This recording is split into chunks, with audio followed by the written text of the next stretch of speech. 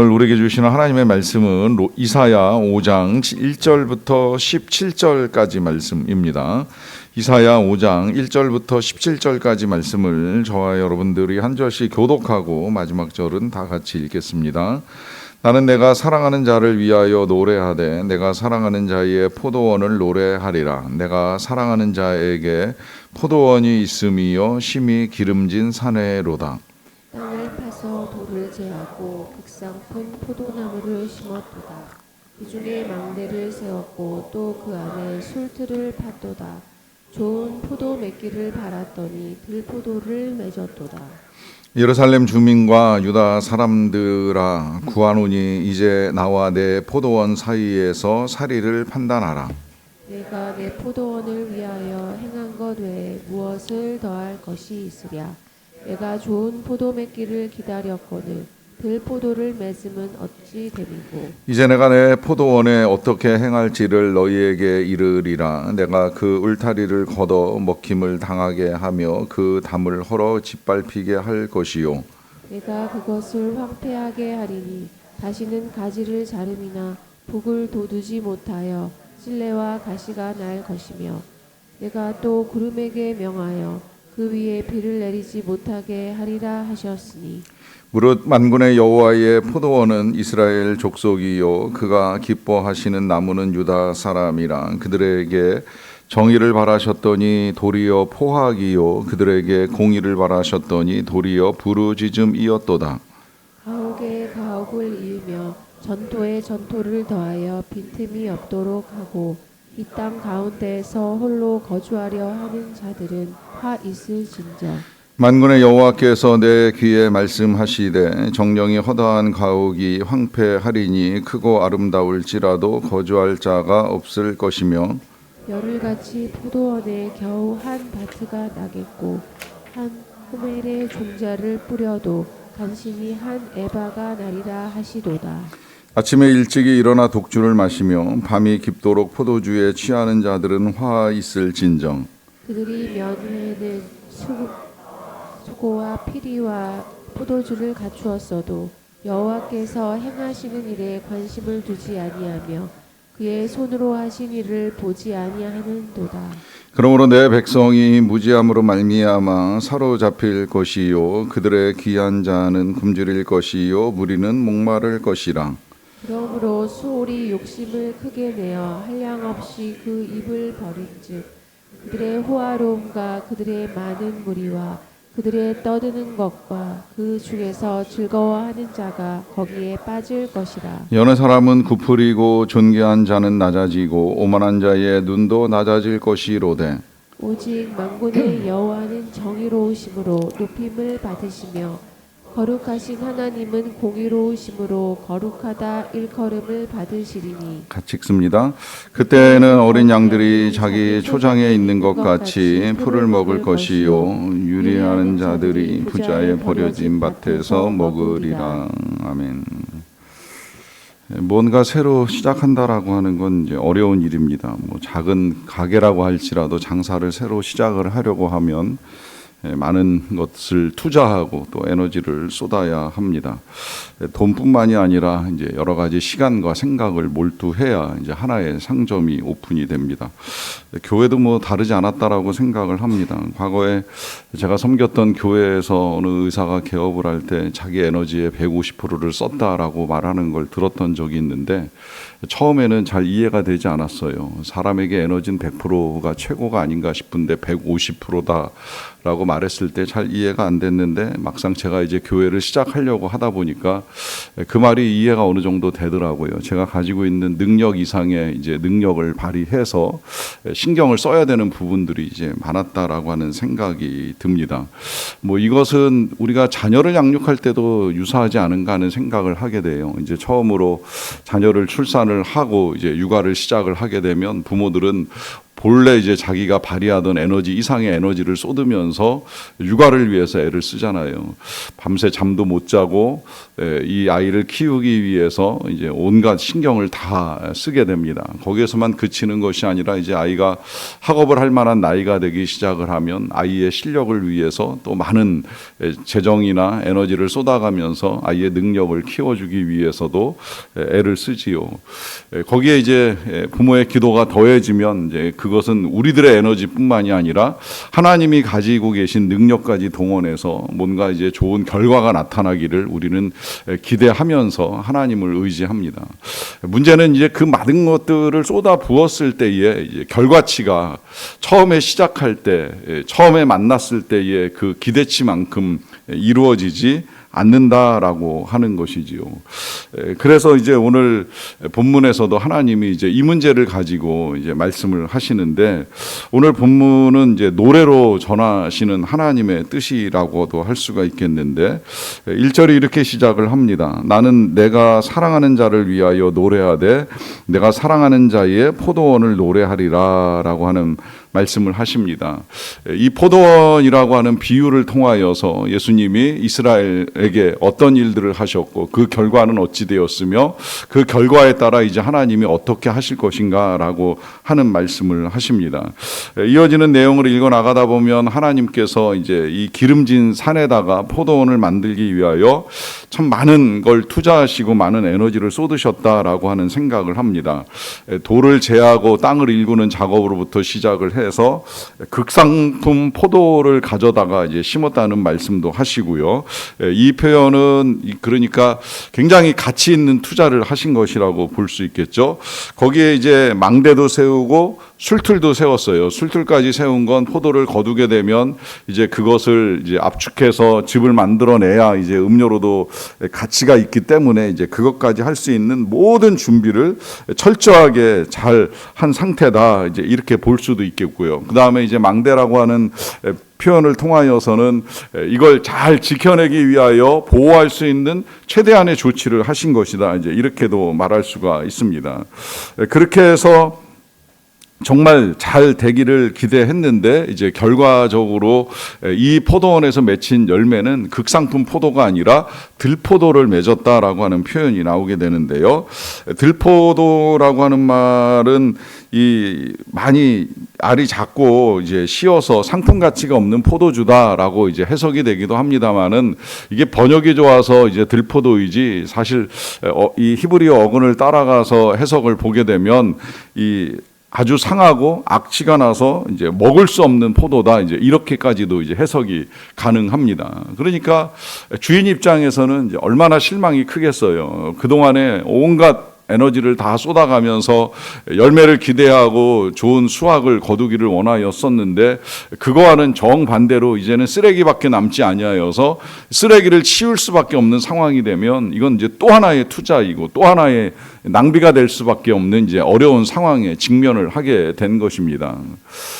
그러면 이제 할 수 있는 일이 없잖아요. 우리가 기대를 가지고 정말 개업하면서 뭐 예배를 드리고 여러 가지 재정과 에너지를 쏟으면서 일을 시작했지만 그 일이 끝내 아무런 결실을 거두지 못하고 원하는 만큼의 사업이 이루어지지 않는다라고 하면 이제 폐업의 절차를 밟을 수밖에 없는데 그런 이제 지경에 이제 놓이게 된 것을 말씀을 하십니다.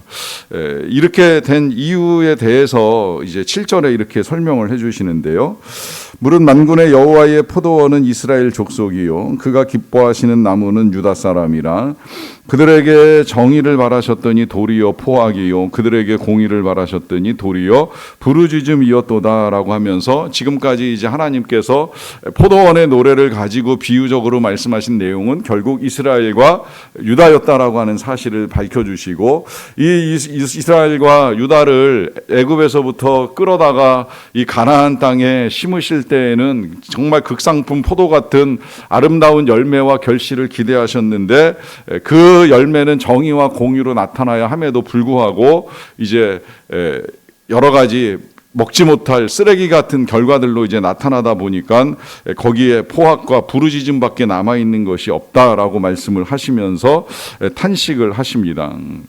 이 말씀을 잘 들여다보면 이스라엘 백성들이 이렇게까지 되도록 하나님이 방치하셨다 감히 말할 수도 없는 거예요. 왜냐하면 여기 지금 뭐 술투리니 망대니 이제 이런 것들이 그냥 단순히 포도원을 위해서 세워놓으신 것이다 이제 이렇게 이해할 수 있지만, 이스라엘 백성으로 볼 때는 그 백성들이 하나님을 떠나지 아니하도록, 그래서 정의와 공의가 실현되는 나라를 만들어가기 위해서 하나님이 여러 가지 장치들을 두셨잖아요. 그게 이제 성전이고, 그게 율법이고, 그게 이제 제사와 제사 제도, 절기들입니다.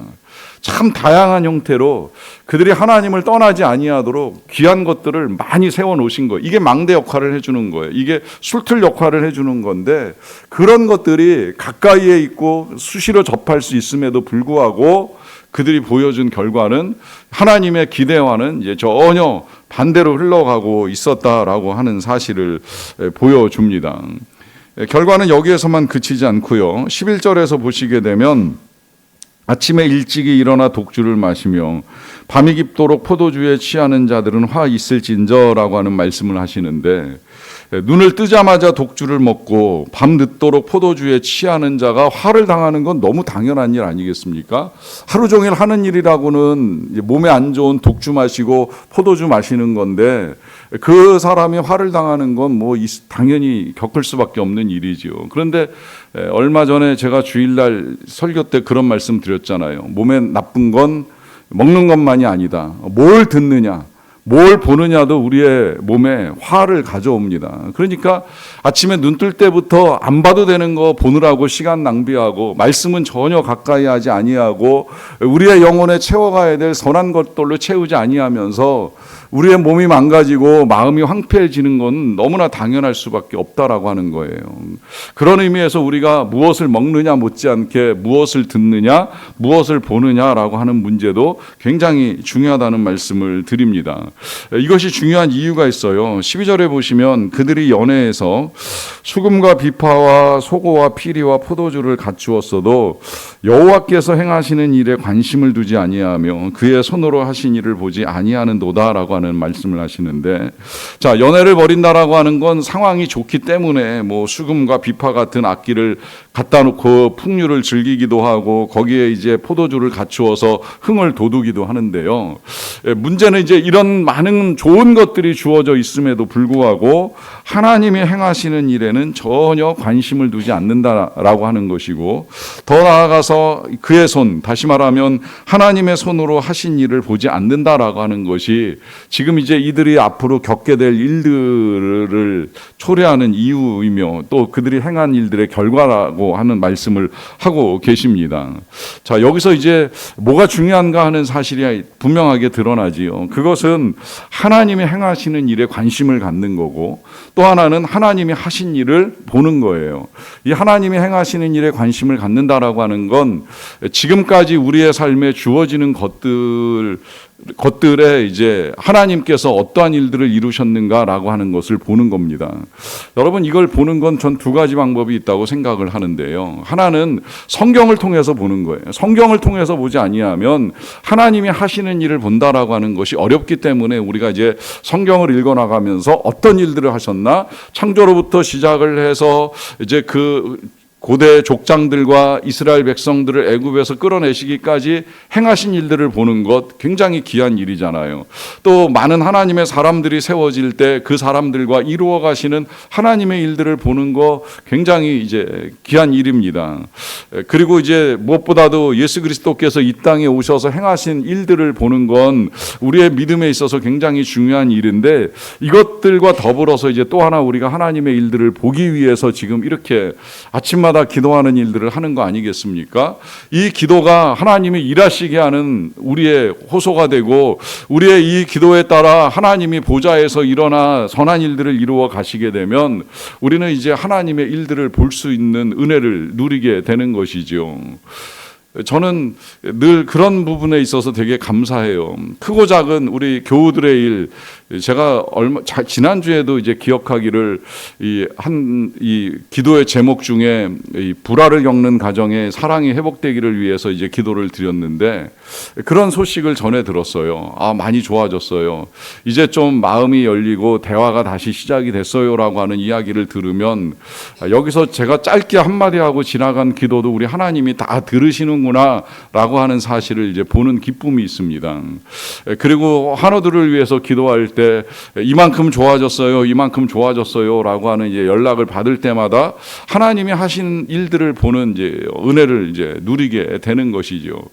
기도가 하나님이 하신 일을 우리가 볼 수 있는 길을 열어주기 때문에 우리는 기도를 통해서 하나님을 찾고 하나님이 하신 일들을 보게 됩니다.